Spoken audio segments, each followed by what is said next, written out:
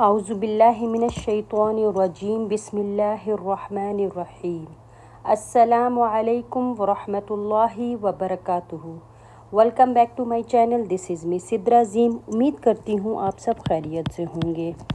आज की वीडियो में हम डिस्कस करने लगे हैं क्लास 9 जनरल मैथमेटिक्स।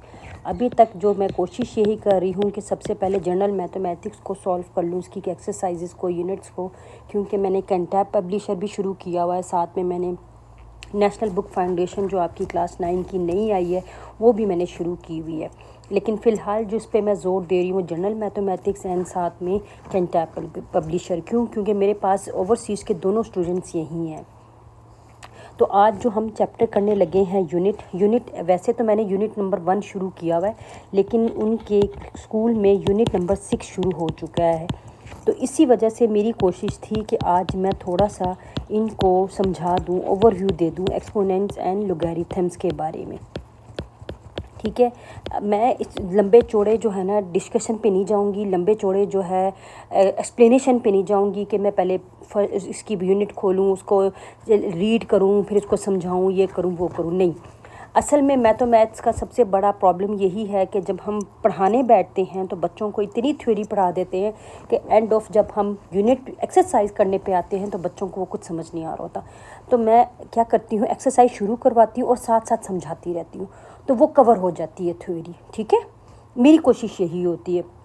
पर एनी हाउ थोड़ा सा ओवरव्यू ज़रूर दूंगी, क्योंकि समझाने से पहले थोड़ा सा ओवरव्यू दिया जाए बच्चों को तो वो ज़्यादा बेहतर होता है। अच्छा, यहाँ पर एक्सपोनेंट्स की बात हो रही है। अच्छा, यहाँ पर एक्सपोनेंट्स का क्या मतलब होता है?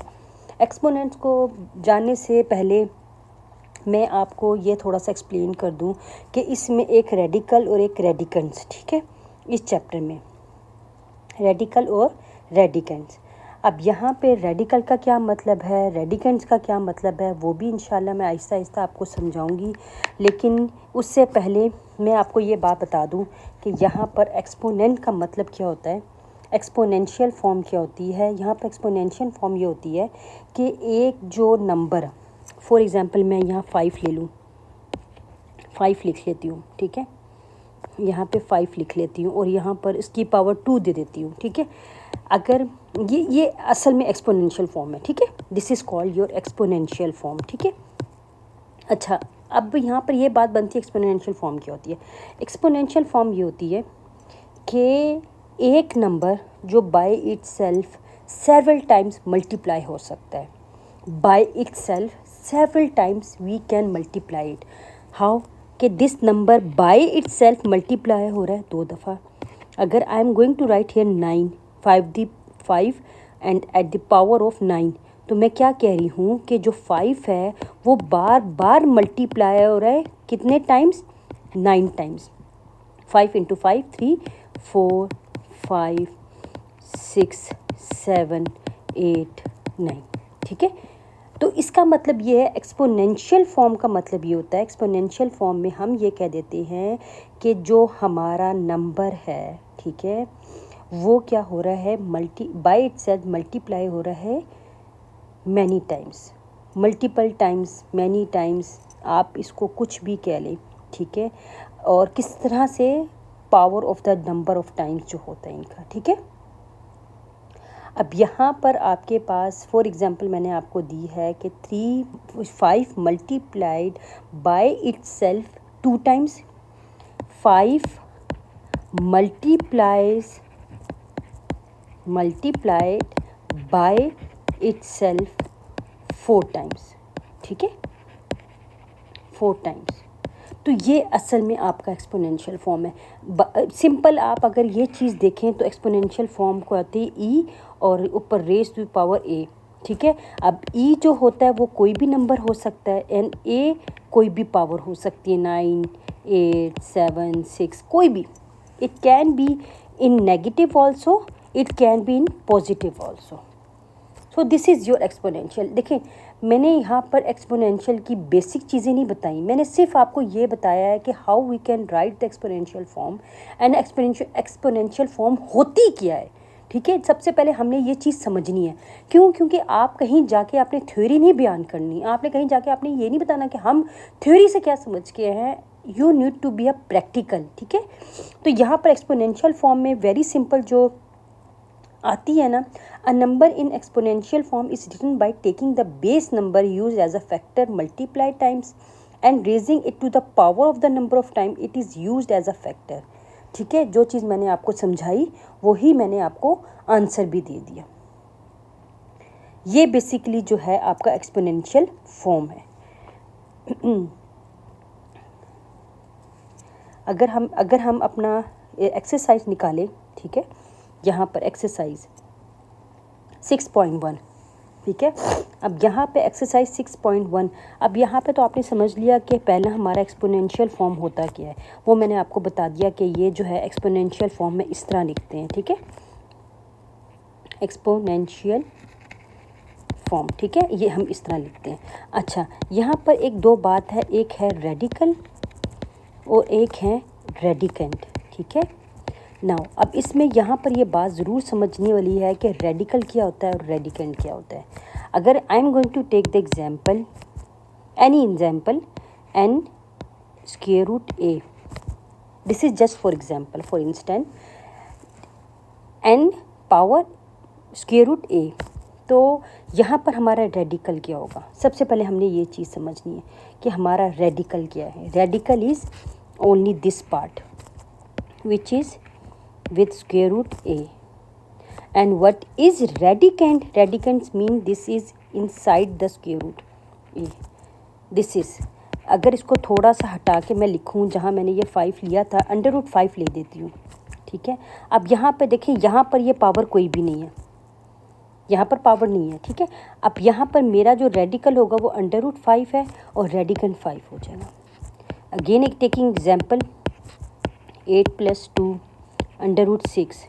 अब ये इतनी बड़ी फॉर्म है, लेकिन मेरा रेडिकल क्या होगा, सेम अंडर रूट 6 और रेडिकेंट 6। बाकी ये जो है ये it's not included any radical और रेडिकेंट, बस हमारा मतलब जो है वो अंडर रूट 6 से है। बस जो अंडर रूट के साथ होगा वो हमारा रेडिकल होगा, जो अंडर रूट के अंदर होगा वो रेडिकेंट होगा, सिंपल, ठीक है। अगर हम मज़ीद इसको अगर एलुब्रेट करें तो वो फिर बहुत बड़ा मतलब आपकी थ्योरी बन जाती है। तो मैं कोशिश यही कर रही हूँ कि मैं थोड़ा सा सिंपल वे में आपको समझाऊँ। ज़ाहिर सी बात है, अगर मैं बड़े उस पर चली गई तो फिर समझाना बहुत मुश्किल हो जाएगा आप लोगों को, इतनी आपको भी समझती, क्योंकि 9th क्लास है बेटा आप लोगों की। समझाने को तो मैं बहुत बड़ी थ्योरी ले सकती हूँ, लेकिन मैंने उतना ही समझाया आपको जितना आपको समझ आ सकता है, इससे ज़्यादा नहीं। क्योंकि जाहिर सी बात है ये अगर तो मल्टीपल चॉइस में भी अगर आपको ये बात आएगी तो आपको एटलीस्ट पता होगा कि हमारे पास रेडिकल रेडिकेंट क्या है, आप अलग अलग कर सकते हैं, ठीक है। फिर एक्सपोनेंशियल फॉर्म किसको कहते हैं, जो बाय इटसेल्फ मल्टीप्लाई हो रहा है, दैट्स इट। अच्छा, अब हम क्वेश्चन नंबर 1 की तरफ मूव करते हैं, ठीक है। क्वेश्चन नंबर 1 की तरफ, जिसमें हमारे पास है determine the radicals, determine the radicals and radicants from the following, ठीक है, from the following। मैं कोशिश यही करती हूँ क्वेश्चन भी लिख लूँ सारा, ताकि मेरे प्यारे बच्चों को मुश्किल ना हो। पहला पार्ट हमारे पास आता है अंडर रूट 3। अब यहाँ पे हमने बताना है कि रेडिकल क्या है, रेडिकेंट क्या है। अच्छा, मैं ये सोच रही हूँ कि ये बजाय इसके कि मैं इस तरह पार्ट अलग अलग करूँ, तो मेरी कोशिश ये हो जाती है कि मैं एक टेबल फॉर्म बना लेती हूँ यहाँ पर, ठीक है। सीरियल नंबर यहाँ पर आ जाएंगे और यहाँ पे आपके पास जो है कह लें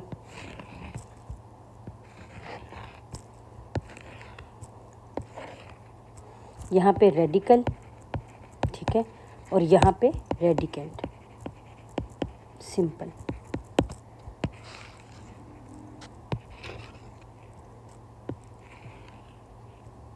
यहाँ पे आपका क्वेश्चन आ जाए, क्वेश्चन लिख लें आप, जो भी लिख लें आप, कुछ भी लिख सकते हैं। तो पहला पार्ट हमारे पास आ जाता है अंडर रूट 3। अब यहाँ पे हमने बताना है रेडिकल हमारा अंडर रूट 3 है, जैसे मैंने आपको बताया रेडिकेंट हमारा 3 है, ठीक है। अब सेकंड पार्ट में हमारे पास आ जाता है 4 plus under root 4 plus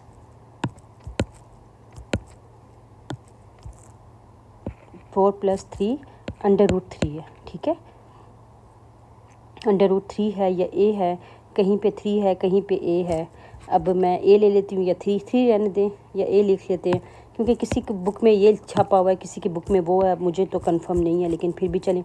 under root ए, बस आपको ये समझ आनी चाहिए कि रेडिकल और रेडिकेंट क्या है, बाकी ठीक है, कोई भी हो आप अलग अलग कर सकते हैं, कोई ऐसा मसला नहीं है। पार्ट 3 में 11 है, तो ये आपका रेडिकल हो गया, ये आपका रेडिकेंट हो गया। पार्ट 4 में आपके पास 8 - 2 अंडर रूट 6 है, तो यहाँ पे रेडिकल 6 हो जाएगा, रेडिकेंट 6 हो जाएगा ओनली। यहाँ पे अंडर रूट 5 ओवर 7 है, तो आपका रेडिकल जो होगा वो अंडर रूट 5 हो जाएगा और रेडिकेंट 5 हो जाएगा। 6 पार्ट है, 9 अंडर रूट 13, तो आपका रेडिकल अंडर रूट 13 हो जाएगा और रेडिकेंट जो हो जाएगा वो हो जाएगा 13। Simple, this is your question number 1, that's it, not more than, इससे ज़्यादा नहीं, आप अलग अलग भी कर सकते हैं और जैसा मर्ज़ी आपका दिल करे। अब हम चलते हैं क्वेश्चन नंबर 2 की तरफ, जिसमें हमने करना है express the following in exponential form. अब आपके आ जाता है, आपने एक्सप्रेस करना है एक्सपोनेंशियल फॉर्म को, ठीक है। अब आपके पास पहला पार्ट आता है अंडर रूट ए क्यूब। अब यहाँ पे आपने एक्सपोनेंशियल फॉर्म में इसको लिखना है, ठीक है। एक्सपोनेंशियल फॉर्म मैंने आपको बताई थी, इस तरह लिखी होती है। अब अंडर रूट ए क्यूब है, ठीक है। अब जो अंडर रूट यहाँ पर मैं थोड़ा सा रफ वर्क कर रही हूँ, ए क्यूब है। सबसे पहले इस बात को समझे, ये अंडर रूट का हमारी वैल्यू जो होती है स्क्वायर रूट की, ये सबको पता है, ये 1/2 होती है। अगर हम ए क्यूब अंडर रूट को या तो ऐसे लिख लें या ए क्यूब 1/2 लिख लें, तो इट्स मीन कि ये दोनों की जो मीनिंग है वो एक ही है। तो इसीलिए इसको एक्सपोनेंशियल फॉर्म में लिखने के लिए जो इसकी पावर है ना स्क्वायर रूट की, वो मैं इसके साथ ऐड कर दूँगी, ए क्यूब ओवर 1/2। इसको ओपन करेंगे तो 3 1/2 आ जाएगा और इस तरह ए 3/2, तो ये आपका एक्सपोनेंशियल फॉर्म में लिखा गया। This is your answer. Second part, अब यहाँ पे 5 है अंडर रूट ए क्यूब। अब इसका सोल्यूशन मैं आपको बता दूँ कैसे होगा, 5a क्यूब। अब यहाँ पे ए क्यूब, अब सवाल ये आता है कि इसकी पावर हम क्या लिखेंगे। पावर हम क्या लिखेंगे, जब हमारे पास इधर मेंशन होता है कि यहाँ पर इसकी जो पावर होगी वो 5, तो हम फिर इसको इस तरह लिख लेते A3 1/5। क्यों? क्योंकि उन्होंने बता दिया कि हमारी जो पावर है वो 5, स्क्वायर रूट की जो वैल्यू है वो 5 है। अगर नहीं गिवन होती तो हम 1/2 लिखते हैं, लेकिन अगर यहाँ पे 5 6 7 8 कुछ भी लिखा हो तो उसकी पावर जो होती है वो फिर 1/5 हो जाती है। इसीलिए मैं यहाँ पर 1/5 लिख रही हूँ। अब ये 3 multiply by 1/5 is equal to a 3/5 answer. Part 3 की तरफ चलते हैं। 1/p a के सोल्यूशन 1/p a के, इसका मतलब है स्क्वायर रूट के जो वैल्यू है वो p है, तो हम क्या लिखेंगे a के 1/p, ठीक है। और ये आ जाएगा a k/p। तो हमने एक्सपोनेंशियल फॉर्म में लिखना था, तो एक्सपोनेंशियल फॉर्म में लिखते हुए हम लिखेंगे a - k/p। मैंने पीछे आपको बताया था कि exponential form it can be in negative और it can be in positive. अच्छा, फोर्थ पार्ट हमारे पास आ जाता है। फोर्थ पार्ट है b a के, सेम उसी तरह जैसे ऊपर है, ठीक है। अगले उसमें कर लेते हैं, जगह कम है तो आपको समझ नहीं आएगी, अगले पेज पे कर लेते हैं।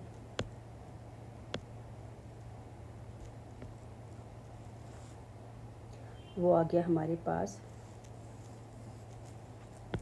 Fourth part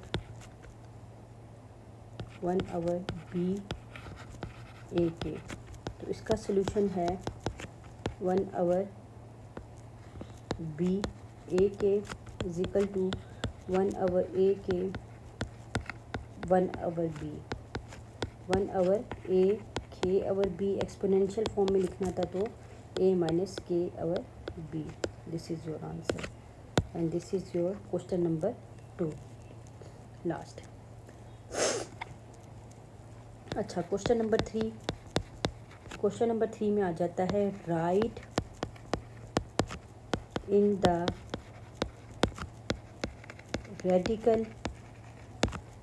radical form and evaluate the results. पहला पार्ट आ जाता है 25 1/2। अब हमने इसको रेडिकल फॉर्म में, पहले हमारे पास रेडिकल फॉर्म में था, अगर आप देखा जाए ये हमारा रेडिकल फॉर्म में था, मैंने आपको बताया था इसको रेडिकल फॉर्म कहते हैं इनको, ये जो चीज़ है ये रेडिकल फॉर्म में हमने एक्सपोनेंशियल फॉर्म में करना था। अब हमारे पास क्या है, हमारे पास एक्सपोनेंशियल फॉर्म में हमने रेडिकल फॉर्म में करना है। तो सिंपल वे में 25 1/2 और 1/2 का मैंने आपको बताया था 1/2 लिखें या हम स्क्वायर रूट लिखें, बात एक ही है। तो इसीलिए हम स्क्वायर रूट को कन्वर्ट कर देंगे ऐसे। अब यहाँ पे स्क्वायर रूट और यहाँ पे स्क्वायर, मैंने अब जाहिर सी बात है आपको पता है किसी भी स्क्वायर रूट को कट करने के लिए उसकी जो पावर होगी, अगर फॉर एग्जांपल यहाँ पे 5 है तो यहाँ पे भी 5 होगी, ठीक है, तभी ये स्क्वायर रूट आपस में कट होगा। अगर फॉर एग्जांपल यहाँ पे कुछ भी नहीं है तो इसका मतलब इस स्क्वायर रूट के अंदर स्क्वायर होना चाहिए। यहाँ पर अगर 5 है, ठीक है, और यहाँ पर कोई ऐसा नंबर जो जितनी दफ़ा मल्टीप्लाई 5 हो। अब मेरे पास यहाँ पे 25 है, ठीक है, 25। अब मुझे ऐसा कोई नंबर चाहिए, ठीक है, जो 2 दफ़ा मल्टीप्लाई हो ताकि मेरा स्क्वायर रूट कट जाए, ठीक है, यहाँ पे मेरा स्क्वायर रूट कट जाए। तो 25 को अगर मैं 5 5 से कर लूँ तो 5 5 से 25 और ये स्क्वायर भी कट गया और इसका आंसर भी आ गया, सिंपल, ठीक है, ये आपस में कट गया और ये मेरा 5 आंसर आ गया। अगर नहीं समझ आई तो आप थोड़ी देर ठहरें, इंशाल्लाह आगे 3-4 पार्ट और करेंगे तो आपको समझ आ जाएगी कि ये अभी मैं आपको, जाहिर सी बात है पहली दफ़ा में नहीं किसी को हर बात से कभी कभी समझ आती। अब यहाँ पे 64 1/3 है, ठीक है, ऊपर 1/2 था। अच्छा, इसको हम अगर एक्सपोनेंशियल फॉर्म में रेडिकल फॉर्म में लिखें तो इसका मतलब है स्क्वायर रूट की जो पावर है वो 3 है, ठीक है, और अंदर 64 है। अब यहाँ पर मुझे ऐसा नंबर चाहिए, क्योंकि मुझे यहाँ क्यूब ऐसा नंबर चाहिए जो 3 दफ़ा मल्टीप्लाई होगी तो मेरा ये स्क्वायर रूट कटे। अगर 64 को 3 दफ़ा मल्टीप्लाई करें तब भी नहीं आ रहा, 3 को 3 दफ़ा मल्टीप्लाई करें तब भी नहीं आ रहा, 4 को अगर 3 दफ़ा मल्टीप्लाई करें तो हमारे पास 64, तो इसका मतलब 4 है। तो ये 3 से कट गया और ये हमारा 4 आंसर आ गया, सिंपल। इसी तरह हमारे पास थर्ड पार्ट है, ठीक है, थर्ड पार्ट 81 1/4, ठीक है, इसका सलूशन। अब इसका मतलब है 81 एक्सपोनेंशियल फॉर्म में ऐसे लिखा, हम इसको रेडिकल फॉर्म में लिखते हैं तो इसका मतलब जो स्क्वायर रूट की जो होगी वैल्यू वो ये है। अब मुझे ऐसा नंबर चाहिए जो मैं 4 टाइम मल्टीप्लाई करूँ। अब वो कौन सा होगा 4 time multiply, 2 into 2 into 2 into 2, 2 2 ज़ा 4, 4 2 ज़ा 8, 8 2 ज़ा 16, नहीं, मुझे तो 81 चाहिए, 81 आंसर आना चाहिए। तो 3 इंटू 3 3 ज़ा 9, ठीक है, 3 3 ज़ा 9, 9 3 ज़ा 21 एंड 21 3 ज़ा 1 3 ज़ा 3, 2 3 ज़ा 6, ये थोड़ा सा एक मिनट, हाँ, 3 3 ज़ा 9, ओहो, 3 3 ज़ा 9, 9 3 ज़ा 27। अब 27 को मल्टीप्लाई करना था, सॉरी, 7 3 ज़ा 21, 2 3 ज़ा 3, 2 3 ज़ा 6 और 6 7 8, इसका मतलब कि 3 आंसर होगा। इसका मतलब यहाँ पे 3, तो 4 से कट हो गया, हमारे पास 3 आंसर हो गया। होपफुली कि इस तरीके से आपको पेयर्स बनाते हुए समझ आ गई होगी, क्योंकि सिंपल वे है, कोई इतना मुश्किल नहीं है। मैं आपको सही समझाऊं कि अगर थोड़ा सा इसको पेयर्स बना के करेंगे ना तो हमें समझ आ जाएगी, ऐसा कुछ नहीं है कि नहीं समझ आएगी। मैं आपको सही बात बताऊं,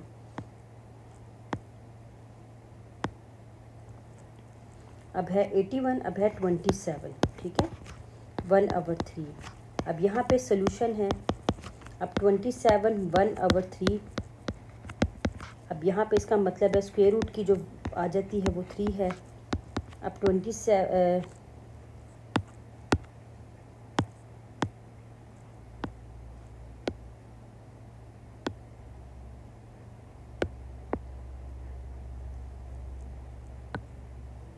ठीक है, अब यहाँ पे स्क्वायर रूट 3 अब यहाँ पे 3 आना चाहिए। यहाँ पे अब मेरे पास कोई ऐसा नंबर हो जो 3 दफ़ा मल्टीप्लाई हो, तो हमने अभी किया है 3 3 ज़ा 9, 9 3 ज़ा 27, तो इसका मतलब 3, तो ये कट गया और इसका भी 3 आंसर आ गया।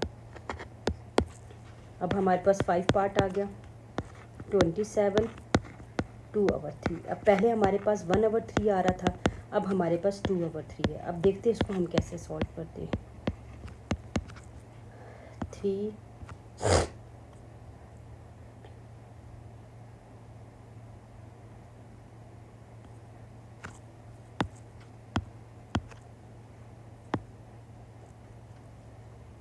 27 का होल स्क्वायर और पावर 1/3। इसका मतलब ये है कि 3 और 27 का होल स्क्वायर, ठीक है, ऐसे है ना इसका मतलब। तो इसका मतलब ये है कि हम कैसे लिखेंगे, 3 की पावर 3, ठीक है, और होल स्क्वायर आएगा बीच में। तो इसका मतलब 3 3 से कट गया, इसकी वो कट गई।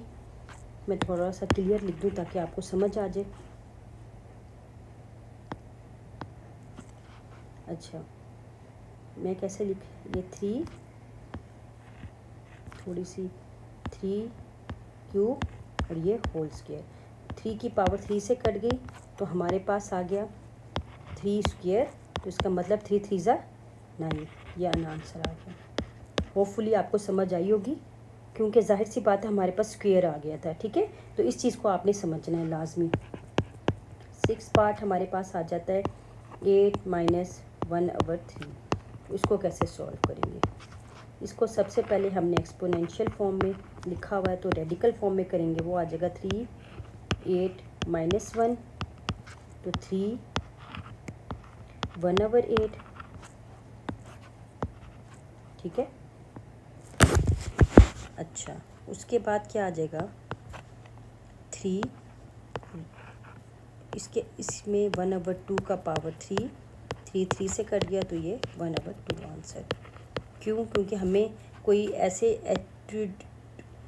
होल में हमें कोई ऐसा नंबर चाहिए था यहाँ पर जो 3 दफ़ा मल्टीप्लाई करें तो हमारे पास 8 बने। तो वो हो जाएगा 2 2 ज़ा 4, 4 2 ज़ा 8, तो 8 आ गया यहाँ पर, simple.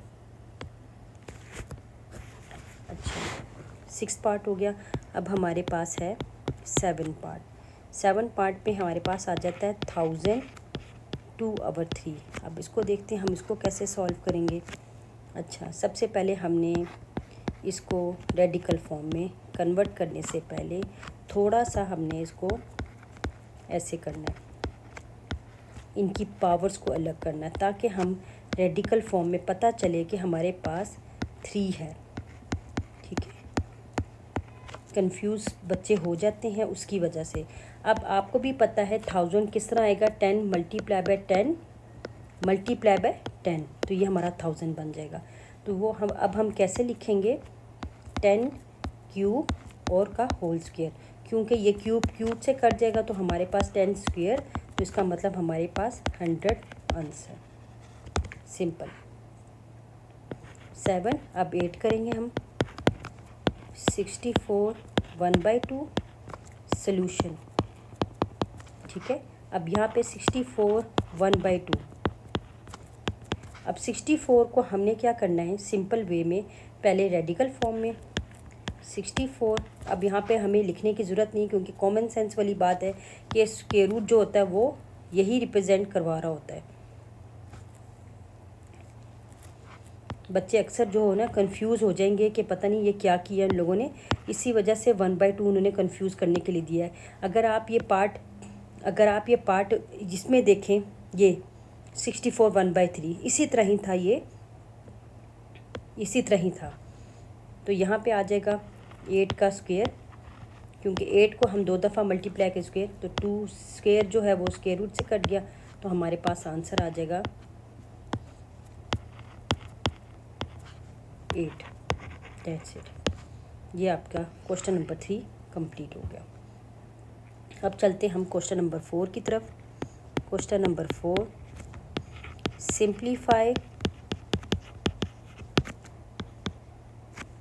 Simplify and answer in exponential form. अब यहाँ पे क्या करना है, हमने एक्सपोनेंशियल फॉर्म में सिंप्लीफाई करना है।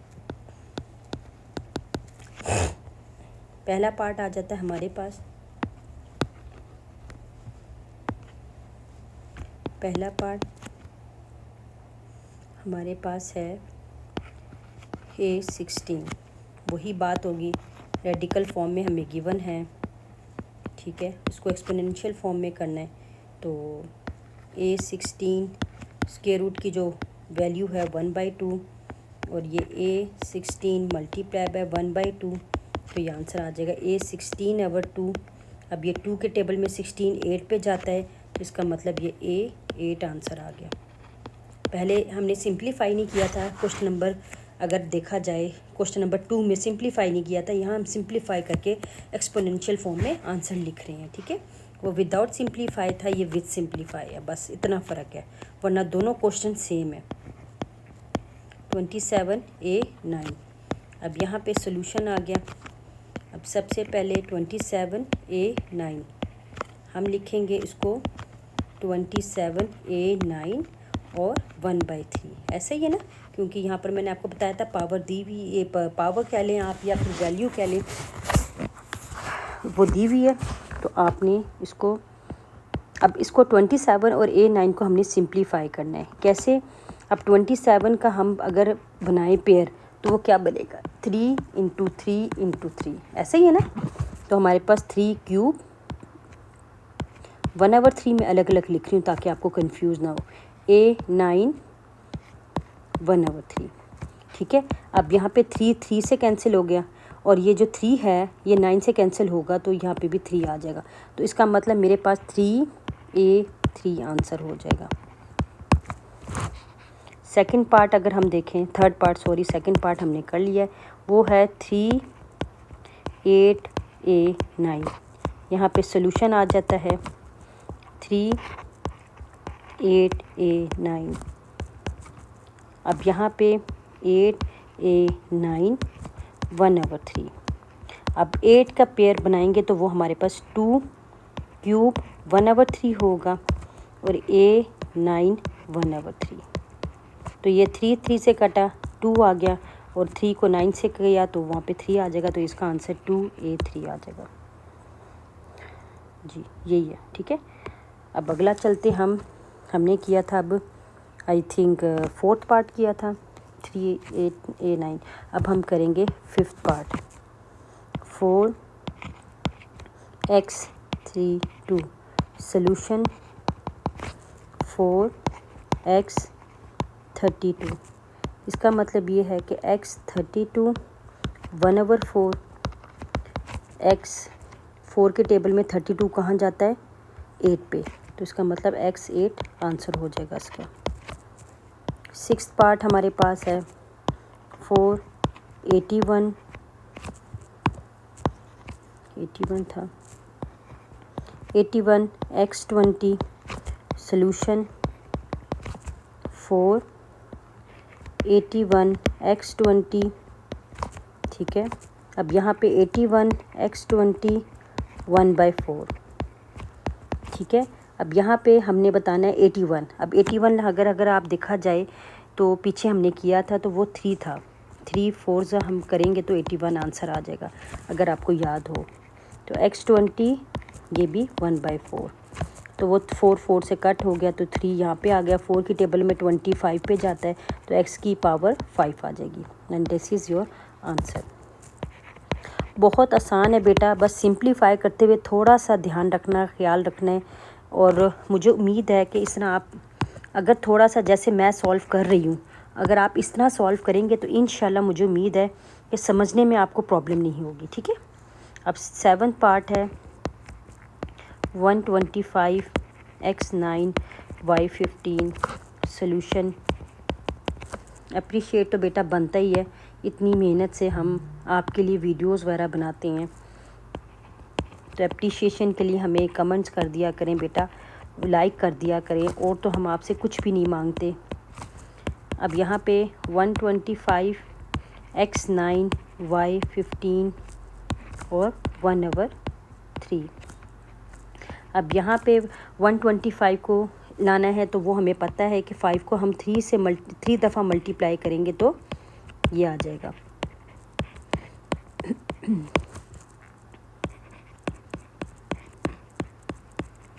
अब यहाँ पे 5 रह जाएगा क्योंकि 3 से कट हो गया।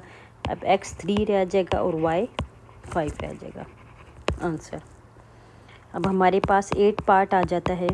अब 8 पार्ट में हम देखते हैं हमारे पास क्या है। 8 + y का 7, ठीक है। अब यहाँ पे सॉल्यूशन 8 + y 7। अब यहाँ पे 8 + y पावर 7 और 1/2, तो 8 + y 7/2। This is your answer. अब आ गया 9th part. 4 16x to y6। Solution 4 16x to y6 16x² y6 1/4। अब 2 को हम अगर 4 दफ़ा मल्टीप्लाई करें तो हमारे पास 16 आ जाएगा, जो ये हमें चाहिए, ठीक है। तो मुझे उम्मीद है इतना तो आपको अब समझ आ गई होगी। तो इसलिए अब मैं इनके पेयर्स बनाए बगैर ही सॉल्व कर रही हूँ ताकि आपको भी प्रैक्टिस हो। प्रैक्टिस होगी तो ही बेटा आपको भी फ़ायदा होगा। x 1/2 आ जाएगा और y हमारे पास आ जाएगा 3/2, क्योंकि 6 की पावर है 6 है 4 है, तो 2 को दोनों के टेबल से करेंगे तो ये 3 हो जाएगा, ये 2 हो जाएगा, ये 3 हो जाएगा, ठीक है। तो ये आपका आंसर है। 10th part 4x 5 y 6 z²। कोई मुश्किल नहीं है, बहुत आसान है। 4x 5 y 6 z²। क्या होगा? x 5 y 6 z² 1/4, ठीक है। अब 1/4 को भी साथ मल्टीप्लाई कर लेंगे। ऐसे मैं डायरेक्ट भी कर सकती थी, लेकिन मैं छोटे छोटे स्टेप मिस नहीं कर रही, just because of all the students जो थोड़े से ट्रिकली चीज़ों को नहीं हैंडल कर सकते। मैं उनके लिए जो है ना कोशिश कर रही हूँ कि मैं इस तरह के आंसर्स लिखूँ साथ साथ। अब 5/4 तो मज़ीद लोवेस्ट फॉर्म में नहीं जा सकता, तो 6/4 को अगर देखें तो ये 3, ये 2 हो जाएगा, 3/2, और ये z 1/2, and this is your answer. Simple, ठीक है। ये आपका 10th पार्ट हो गया। मज़ीद 2 पार्ट और हैं। एक 11 पार्ट है। 8x over x plus y। Solution 3 8x x plus y is equal to 8x x plus y 1/3। अब यहाँ पे अगर देखा जाए तो 2 3 1/3 x 1/3 और x plus y 1/3। अब यहाँ पे 2x 1/3 और x plus y 1/3, ये आपका आंसर है। सिंपल, क्योंकि 3 से कैंसिल हो जाएगा, बाकी तो कोई भी पावर की चेंज नहीं आ रही। अब ये आपका लास्ट पार्ट है, ठीक है। अब लास्ट पार्ट में हमने क्या करना है, yn और am है। p yn am yn am 1/p y n/p और a m/p। This is your answer. चलें हम यहाँ तक अपनी इस जो वीडियो का अख्ताम करते हैं, क्योंकि क्वेश्चन नंबर 4 हो गए टोटल और फिर बहुत लेंथी हो जाएगा, तो मैं नहीं चाह रही कि मैं अपनी ये वीडियो लेंथी करूँ। फिर इंशाल्लाह नेक्स्ट वीडियो में मैं क्वेश्चन नंबर 5 जो इसका रह गया है, और क्वेश्चन नंबर 5 ही सिर्फ रह गया, ठीक है, वो उसके लिए मैं अलग सी वीडियो बना लूँगी। ज़्यादा बेहतर है, क्योंकि इतनी लॉन्ग अगर वीडियो हो गई तो बहुत मुश्किल हो जाएगा, ठीक है। क्योंकि क्वेश्चन नंबर 5 के एटलीस्ट 13 पार्ट है, तो इसलिए मैं इंशाल्लाह उसके लिए नेक्स्ट न्यू वीडियो बनाऊँगी, ठीक है। इंशाल्लाह तब मिलते हैं, तब तक के लिए अल्लाह हाफिज़, फ़ी अमानुल्लाह।